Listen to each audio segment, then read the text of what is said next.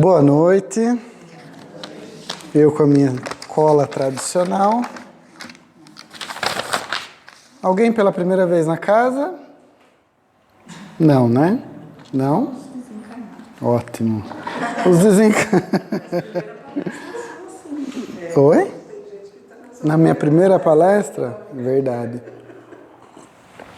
Enfim, então voltem outras vezes. Né? Voltem outras vezes. As palestras às quintas-feiras são muito boas. Hoje, excepcionalmente, sou eu que estou aqui, mas volte outras vezes, tá? Brincadeiras à parte, né?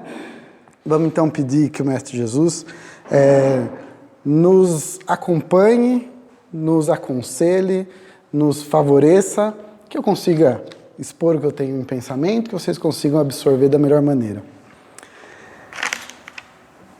Jesus deixou para a gente muitos ensinamentos, e a maioria deles, se não os mais profundos, em forma de parábolas, né? Isso não é novidade, todo mundo sabe.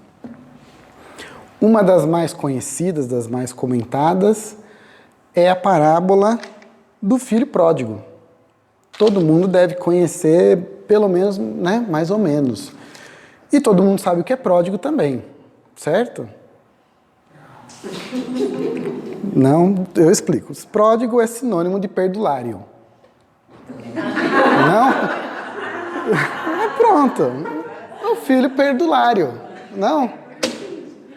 Eu também não sabia, óbvio. E a gente passa, às vezes, a vida ouvindo, o filho pródigo, o filho pródigo. Então, hoje é a hora da gente saber o que é o filho pródigo. Pródigo é sinônimo de perdulário e quer dizer aquele que dissipa seus bens, que gasta mais que o necessário, um esbanjador. Então, pronto, já fez outro sentido, né? Parábola do filho gastador, esbanjador.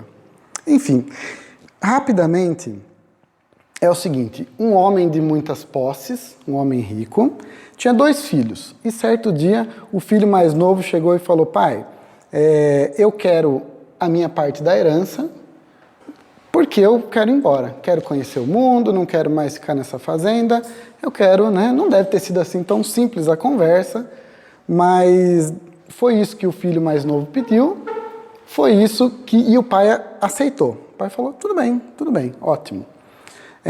Já aqui nessa primeira fala, dá para a gente perceber que essa parábola, como as outras, em cada frase tem um significado que a gente poderia retirar. Por exemplo, quem foi que pediu a metade da herança? O filho mais novo. Já dá para a gente ter uma noçãozinha ali, né? Uma liçãozinha, o filho mais novo, o menos experiente, né? O menos vivido, aquele que talvez tenha sido mais protegido, mas amado não digo mais protegido, eu sou o filho mais velho, eu sei muito bem do que eu estou falando, certo? Então, já essa parábola, praticamente em cada frase a gente consegue tirar algo de novo.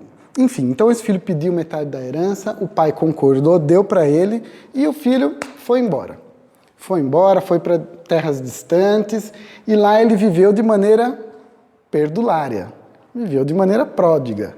Ou seja, ele gastava mesmo, ele não tinha preocupação nenhuma, ele viveu do bom e do melhor, sem se preocupar com o amanhã, sem se preocupar com nada. O que aconteceu? Óbvio, passou o tempo e esse cara gastou todo o dinheiro. Quando ele se viu, ele estava sem nada e justamente nessa época veio uma fase difícil na região que ele estava vivendo, uma grande fome e tal. Então, ele já não tinha mais dinheiro, ele já não tinha mais o apoio do pai, ele já não tinha mais nada e o contexto onde ele estava péssimo. Ele conseguiu um emprego de apacentar porcos, que todo mundo também sabe o que é apacentar, lógico. Eu não sabia. Pastorear, exatamente. Então ele conseguiu ali um emprego, né, um bico para pastorear porcos, porque os porcos eram criados assim, livres, né, soltos, pastoreando mesmo, né. De novo, a questão dos simbolismos, de novo a questão, né, dos significados ocultos. Para um judeu, o porco tem um significado absurdamente ruim, degradante, né? O judeu não come carne de porco. E então, um judeu trabalhar de pastorear porcos, Jesus queria dizer que era o fundo do poço. Ele queria mostrar, né, através dessa fala, dessa ideia, desse pensamento, que aquele garoto estava no fundo do poço. Não tinha como ele ficar pior. Ele, inclusive, invejava a comida que os porcos comiam.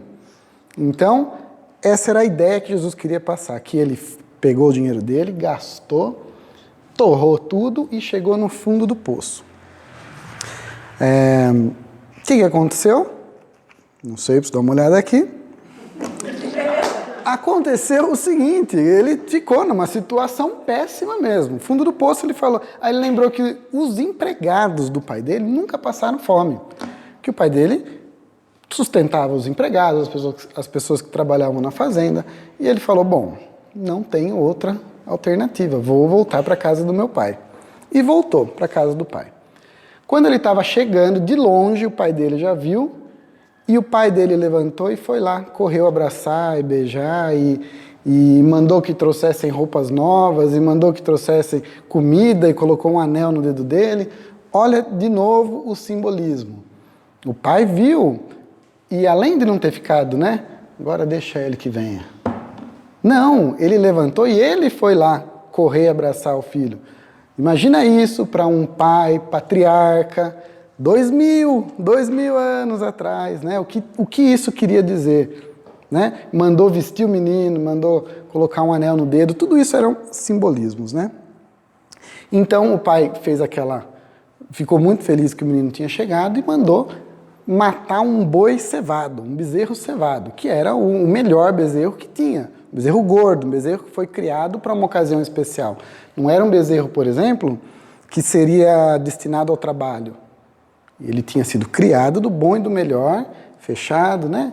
De novo o simbolismo. Ou seja, o pai deu o melhor. Não tinha nada melhor que o pai pudesse fazer para aquele filho. E o pai mandou matar o bezerro. E fizeram uma festa. Nisso, chegou quem? O filho mais velho, que estava trabalhando, coitado. Estava trabalhando e voltou, viu aquela festa, nem sabia o que estava acontecendo. Aí ele se informou do que estava acontecendo e ficou de birra. Ou não vou entrar nessa festa. Ué. Aí o pai soube e veio falar com ele. Falou, filho, né, o que está acontecendo? Falou, pai, eu estou aqui a vida inteira do seu lado, sempre trabalhei contigo, estou aqui sempre te obedecendo, você nunca me deu um cabrito para eu fazer uma festa com meus amigos, né? O pai falou, filho, em poucas palavras, né, filho, é necessário que a gente se alegre. O seu irmão estava morto e reviveu, estava perdido e se encontrou. Então é necessário e é justo que a gente se alegre e festeje. Quem daqui entre nós consegue de verdade entender 100% a atitude do pai? Do pai. E quem daqui consegue compreender, no mínimo compreender a atitude do filho mais velho? É ou não é? É uma parábola ainda que está por ser desvendada, né? Bom, eu com certeza ia ficar lá na porta fazendo birra. Coitado, não entro. Enfim, existem muitas interpretações para essa parábola, né? Muitas pessoas falam sobre ela e tal. Mas uma que eu li e achei muito interessante é o seguinte: o filho mais velho, ele tinha um amor, ele enxergava o amor ou ele sentia o amor de forma condicionada ao merecimento. Então ele sempre esteve junto com o pai. Ele merecia o amor do pai.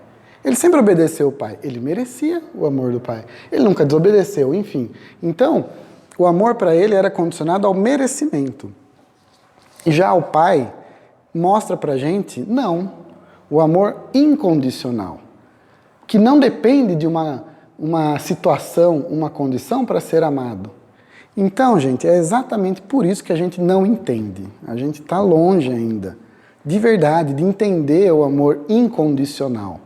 De você ver uma barbaridade que alguém faça e você entender que aquela pessoa cometeu aquela barbaridade por N motivos, mas que merece ser amado, enfim, que não merece uma cadeirada, por exemplo, né? Então, agora é cadeirada. né?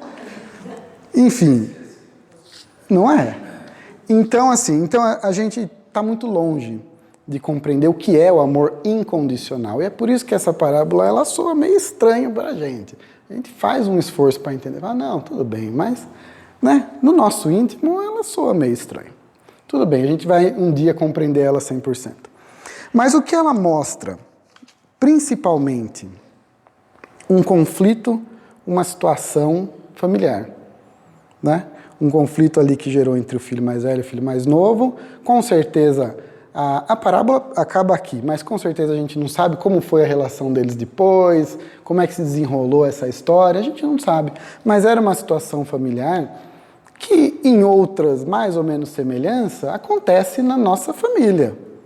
Com maior ou menor semelhança, acontece. E o que é, então, uma família? O que é o seu grupo familiar? Você, seus filhos, seu marido, sua esposa. O que é isso que a gente costuma chamar de família? Aliás, esse conceito tem mudado, né? 2 mães, 2 pais, enfim. Independente do conceito de cada um de nós, independente de tudo isso, aquilo é um grupo familiar, né? É um grupo familiar. Você pode ter os seus conceitos, os seus preconceitos, mas, apesar disso, é um grupo familiar, uma estrutura familiar. E a gente não está aqui para discutir sobre isso. Aliás, né, a gente nem teria condições de discutir sobre isso. Enfim, o importante é a gente pensar que sempre numa família estão envolvidos espíritos que já estiveram envolvidos de alguma maneira em outras encarnações. Não é comum, mas não é impossível, claro. Só não é comum que um espírito nasça, ele reencarne numa família em que ele não tenha tido nenhum tipo de relação com aquelas pessoas.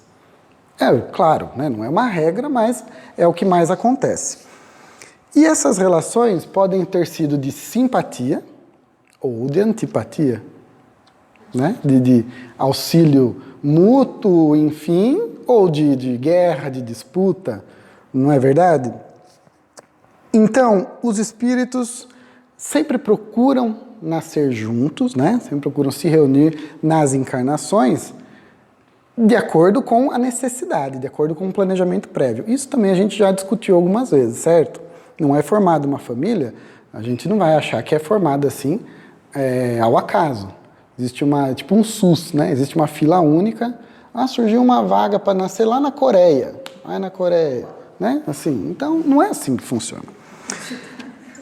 Os espíritos simpáticos, aqueles que tiveram relações de amizade, de amor, de confraternização em outras vidas, esses nascem junto, geralmente nascem junto, tudo em geral, tá, gente? Tudo em geral.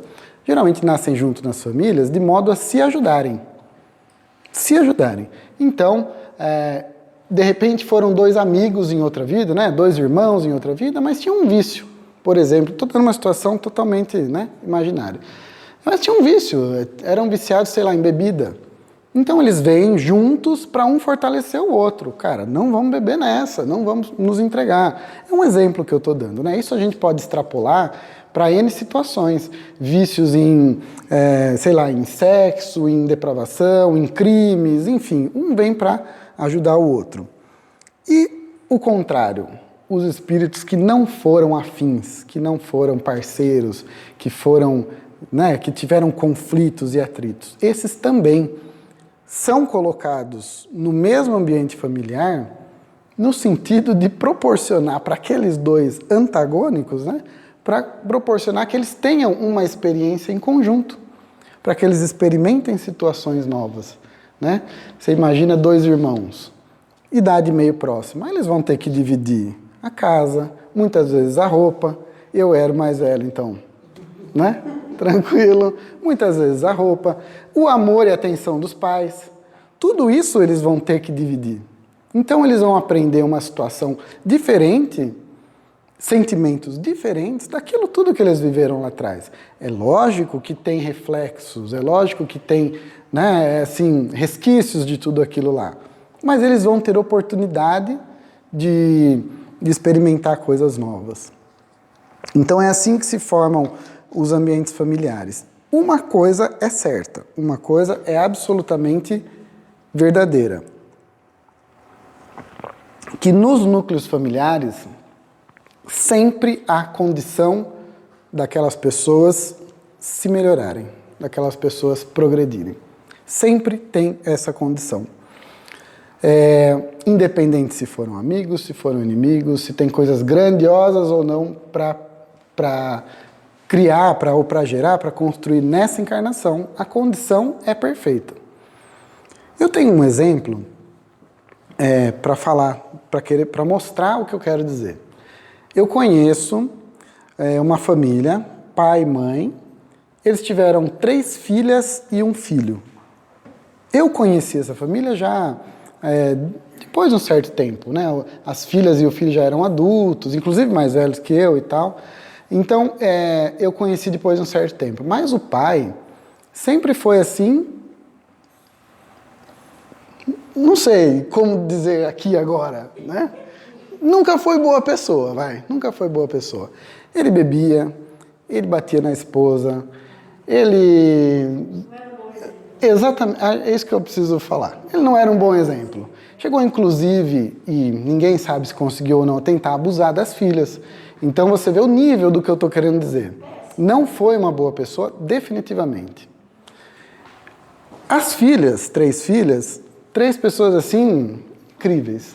Trabalhadoras, gente de bem, claro, tem os seus defeitos, óbvio, mas assim, gente de bem mesmo, sabe? Estão ali juntos. A mãe também, uma pessoa que sempre trabalhou, sempre levou nas costas a família. O filho não, o filho era um intermediário, nem tanto o pai, nem tanto as irmãs e a mãe, né? Não era... Tinha a veinha forte do pai também. Mas enfim, o que eu quero dizer é assim, todas essas pessoas, elas nasceram juntas com a mesma condição de se melhorarem. Mas nem todo mundo ali aproveitou essa condição. Quando esse pai ficou velho, e isso eu vi, eu acompanhei, ele morreu inclusive há pouco tempo, sofreu pra caramba para morrer. Quando ele desencarnou, as filhas cuidavam muito dele, cuidavam com muito amor, com muito carinho. Se a gente for prestar atenção, elas estavam praticando o amor do pai da parábola, não o amor do filho mais velho. Não é verdade? Era o amor incondicional, porque dizer que ele merecia, não, sinto muito. Né? Mas elas não estavam presas nisso. Mas o que eu quero dizer é o seguinte, elas, mãe, as filhas, elas aproveitaram aquela situação para quê? Para o bem delas. Óbvio que elas fizeram bem para o pai, mas quem que saiu ganhando? Quem que cresceu? Quem que cresceu com tudo aquilo? Óbvio, elas. Não é verdade? Já o pai e o irmão, né? O pai, sinto muito, ele não aproveitou. O irmão talvez tenha aproveitado, né? Então, enfim, e eu estava lá só olhando, julgando mesmo, vou falar a verdade. Eu estava pronto, você aproveitou, você não aproveitou. Aqui, ó. Eu estava lá só porque eu precisava disso aí para fazer a palestra, então... Né? Enfim. Não é? Não é observação científica. Né? Eu estava isento, só observando. Vamos lá. Me perdi aqui. Bom, enfim, acabou o exemplo. Voltando na palestra, o que a gente tem que pensar, depois disso que a gente conversou, é o seguinte, não importa o tipo de relação que você teve com os seus familiares no passado. Se foi de amizade, se foi de guerra, né, com os cunhados principalmente, né? Não importa. O importante é o que você pode fazer o que você pode fazer agora. A gente tem o esquecimento, não é à toa. Então, o que a gente pode fazer nessa? Não me dou bem com o meu cunhado, com a minha cunhada. Se tiver alguém assim, não sei, né? Não me dou bem. O importante é o que você pode fazer agora. Então, assim, estou dizendo isso para que ninguém saia daqui com esse pensamento, me dou mal com a minha irmã porque a gente já tinha problemas no passado. Não é por aí, certo? Nesse sentido que o esquecimento vem para nos ajudar. tanto para os pais, para os irmãos mais velhos, para os avós daquela família, que quando vem um bebezinho pequenininho, aquela mãozinha, aquele pezinho recém-nascido, feio que dói, porque o recém-nascido não nasce bonito. É claro, né? Claro. Vai ficar bonito depois lá no segundo mês, né? No primeiro mês. Agora, quando nasce... Enfim. Então, quando os pais, né, os avós, enfim, quando o núcleo familiar ali vê aquela coisinha pequenininha, precisando de atenção, de carinho, de cuidado, aquilo desperta, mesmo quem não é da família, desperta o nosso senso de responsabilidade, nosso senso de proteção.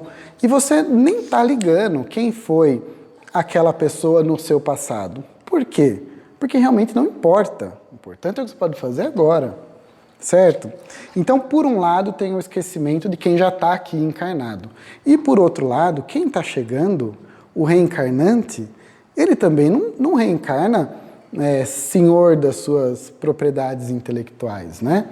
Ele não pode se manifestar, não só porque os órgãos dele não estão prontos, o cérebro, né, a fala, enfim, não estão prontos, mas porque intelectualmente ele está adormecido, né, vamos dizer, ele não está senhor de toda a bagagem espiritual dele.